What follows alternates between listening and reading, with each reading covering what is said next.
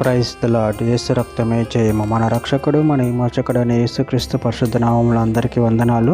చిన్న ప్రార్థన ద్వారా ఈ రాత్రికాల వాక్య ధ్యానం చేసుకుందాము.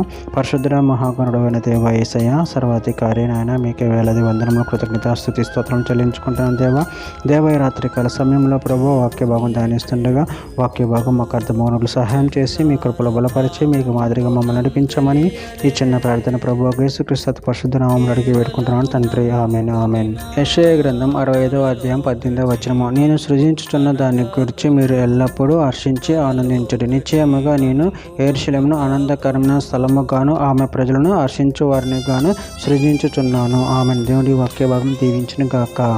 ప్రభునందు ప్రియులారా, మనము ఇక్కడ వాక్య భాగంలో గమనించినట్లయితే నేను సృజించుతున్న దాని గురించి మీరు ఎల్లప్పుడూ హర్షించి ఆనందించుడి. నిశ్చయముగా నేను యెరూషలేమును ఆనందకరమైన స్థలముగాను ఆమె ప్రజలను హర్షించు వారిని గాను సృజించుచున్నాను. అదేవిధంగా వాక్య భాగంలో గమనించినట్లయితే 2వ దినవృత్తాంతాల గ్రంథము 6వ అధ్యాయం 41వ వచనం. నా దేవా యెహోవా, బలమునకు ఆధారమగు నీ మందసమును దృష్టించి లేము, నీ విశ్రాంతి స్థలమందు ప్రవేశించము. దేవా యెహోవా, నీ యాజకులు రక్షణ ధరించుకొందురుగాక, నీ భక్తులు మేలును బట్టి సంతోషించుదురు కాక. యెషయా గ్రంథం 9వ అధ్యాయం 3వ వచనం.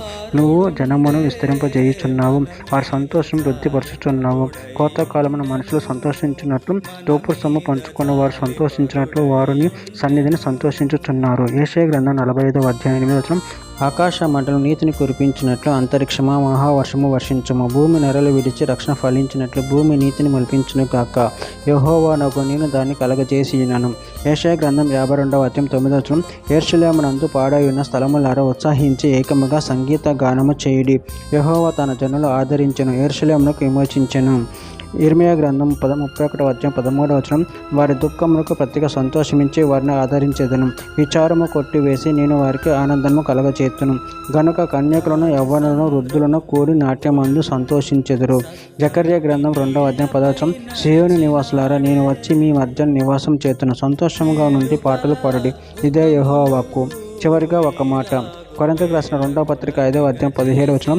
కాగా ఎవడైనా క్రీస్తునందున్న ఎడల వాడు నూతన సృష్టి, పాతవి గతించిన, ఇదిగో క్రొత్తవి ఆయను. ఆమె. దేవుడి వాక్య భాగం దీవించిన కాక. చిన్న ప్రార్థన చేసుకుందాము. పరిశుద్ధుడ మహాగణుడు అయిన దేవ యేసయ్య, నాయన మీరు ఇచ్చిన వాక్యదాన్ని ప్రభు కృతజ్ఞత చెల్లించుకుంటాను.